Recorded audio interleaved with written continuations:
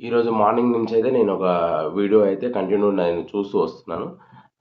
అదేంటి అంటే మాధురి రాథోడ్. ఆమె ఎంతో హార్డ్ వర్క్ జేసి జనాలకు దగ్గరై ఒక 6,00,000 మంది ఫాలోవర్లున్నారామెకి.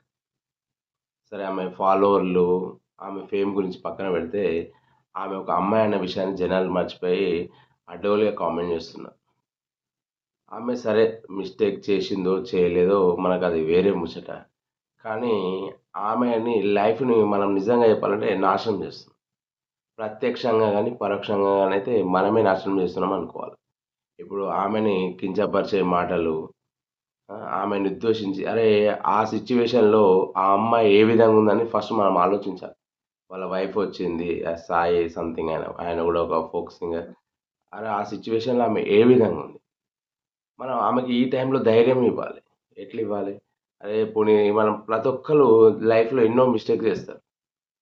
ఇదొక చిన్న మిస్టేక్. ఆమె చేసిందా చేయలేదా పక్కన పెడితే, దీన్ని మనం సపోర్ట్ చేయాలి తప్ప, కించపరిచే విధంగా మనిషి అనేటోడు సహజం తప్పులు చేస్తాడు.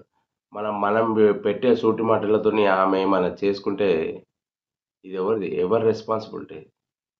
ఎవరు తీసుకుంటారు?